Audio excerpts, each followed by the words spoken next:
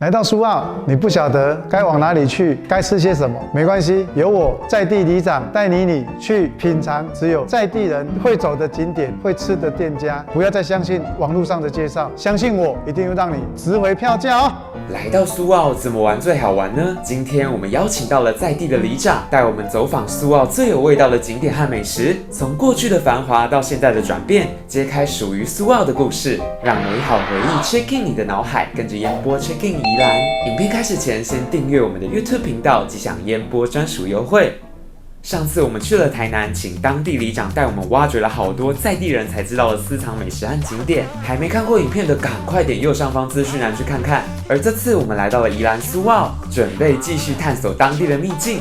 但是里长呢？我来慢慢把你的手放倒落来，放到你的肩胛头。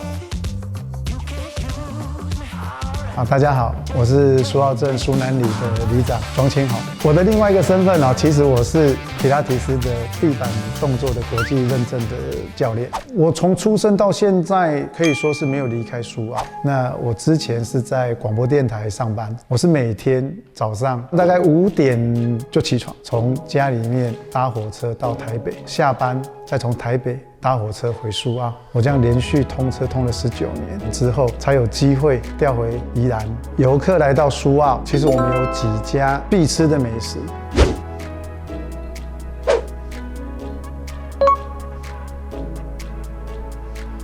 这一家手擀面是我们苏澳有名的手擀面，它之所以有名，是因为它的面是由老板每天早上亲自擀出来的，它那个酱料也是自制的。吃这个面最好是把所有的酱汁能够把它混在一起，这样吃起来每一条面都会有它的香味。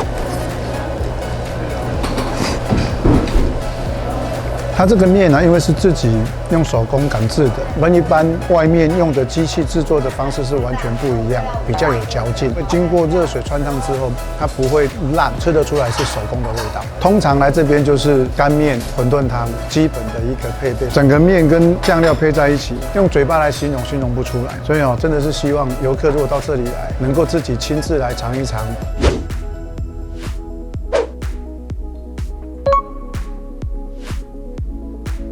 这边是我们苏澳市场里面非常有名的一家米粉羹加花生仁汤的一个小吃店，它从1933年成立到现在，那现在经营者应该也算是第3代，然后它一样传承着以前古早的味道。吃这个花生仁汤加椪饼，好吃的关键在于你要把整个椪饼把它浸泡到花生仁汤里面，因为椪饼本身没有甜度，可是它吸完花生仁汤的汤汁之后，这个椪饼它就会带一点点甜，更好吃，而且会有饱足感。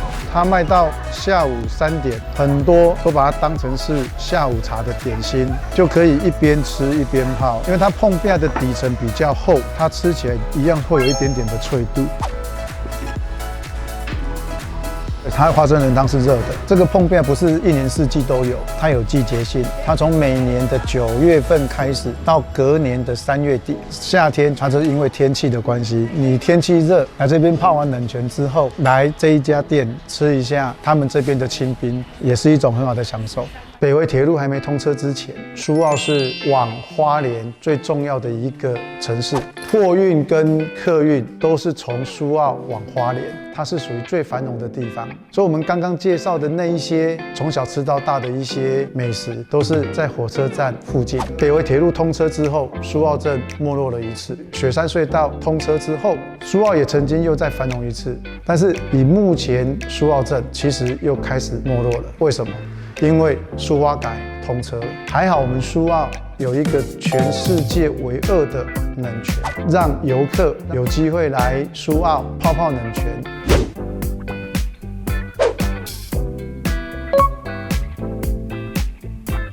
苏澳的这个冷泉，它是全年维持在摄氏21度到22度，那它是属于碳酸氢钠泉。冷泉是由地底下冒出来的那个氡气，氡气属于惰性气体，它对身体非常的有帮助。所以我们这边的小孩皮肤有问题的，像以前长痱子，我们都去泡冷泉。如果游客夏天来到苏澳，冷泉一定要去泡。泡冷泉不是只有泡脚，全身浸泡在冷泉里面，不用泡很久，8到10分钟，你就会发现你全身会发热。你离开冷泉之后，你会发现夏天吹到你身体的风是凉的。小时候晚上睡觉前再去泡一次，晚上不需要吹冷气。冬天可能只有10度，但是你泡到冷泉去，它就类似温泉，因为它水温比气温还要来得高。泡到冷泉里面，身体会变热。或许外地游客不敢泡，但是在地的一些年纪比较大的长者，他们真的是每天都会去泡冷泉。有机会的话，真的可以尝试冬天到苏澳来泡冷泉。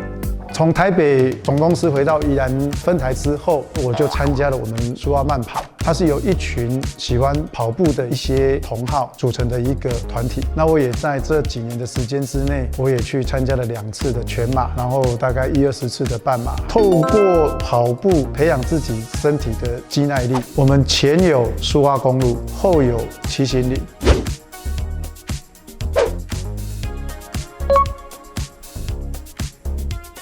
我们里内靠近冷泉的地方有一个七星岭，大概有1200多阶的阶梯，它是一个非常好训练体能的一个场所。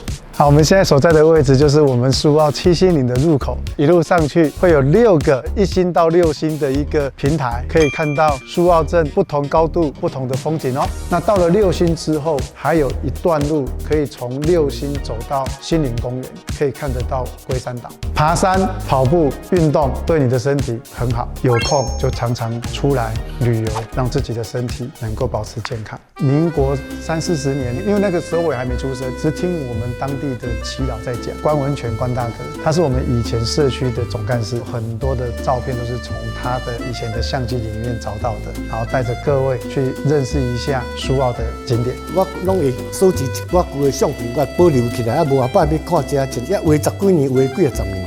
烟波大饭店伊的前身，日本时代遮伊就是军衙所，军衙所就是感觉咱即卖电工所安尼。较早咱遮都拢日本人遮就是附近遮有4间厝，你遮迄当阵拢拆起来。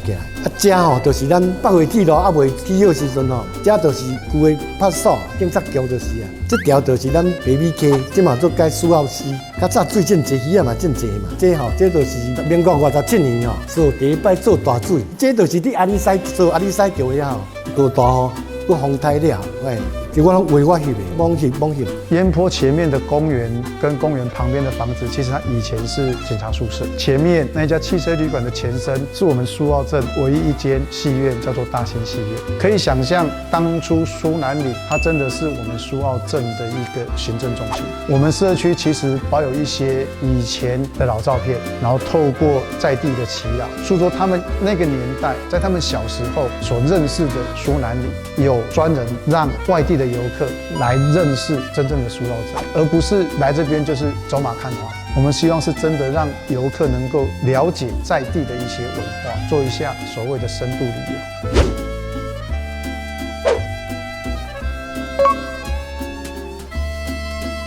这一家店呢，它从我年轻的时候，大概国小，它就已经开始在营业。他们的产品就很简单，就是包子、馒头加鱼丸汤跟贡丸汤。那因为苏澳的天气在冬天的时候都属于比较湿冷，所以很多在地人的早餐他就是喝了一碗热热的贡丸汤，再加上热腾腾的包子。那这样子呢，他一天早上的活力就有了。对，他们就是每天有老板做馅料，然后每天现做现卖这样。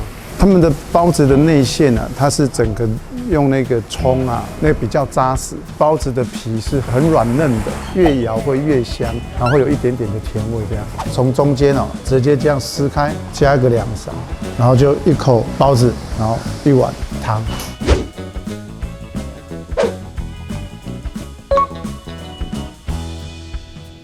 我们现在所在的位置是我们苏澳镇最老的一间庙，它叫静安宫，也是张公庙。为什么要介绍这里？因为从有文史记载，这一间庙已经成立198年。这一个庙是我们苏澳镇的祖母庙，可以来庙里面来参观一下。它这里面有2个是100年历史的一个匾额，是真的就是古迹。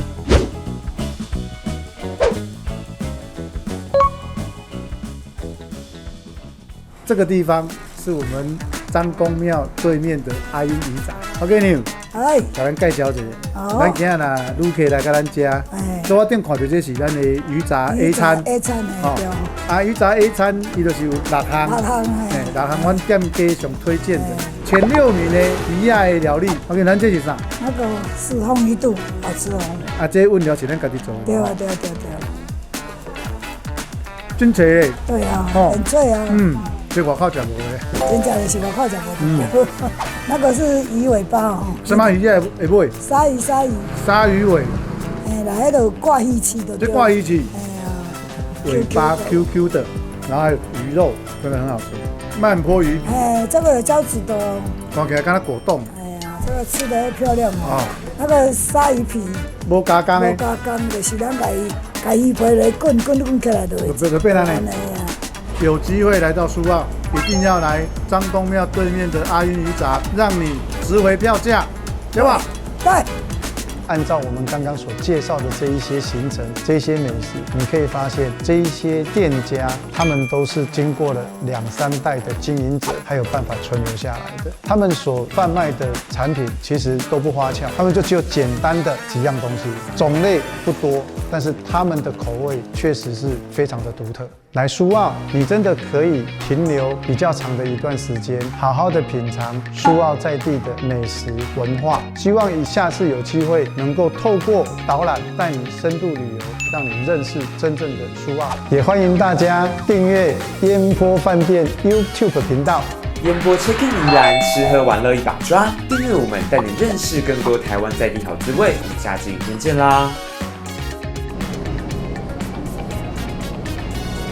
逛了一圈之后，我发现有很多都是我们苏澳在地的特色的料理，有冷泉的面。然后，其实最让我惊艳的是，牛肉燥本身有加松露之外，它在外面还放了一整碗的那个松露，可以让你免费的加。我今天的吃法就是盛了一碗白饭，然后浇了松露牛肉燥，然后另外再去舀了2匙的松露，还有2匙的鱼卵，搅拌在一起。那你入口之后，牛肉味、松露味、鱼卵在嘴巴里面整个散开，那种味道真的是其他馆吃不到的。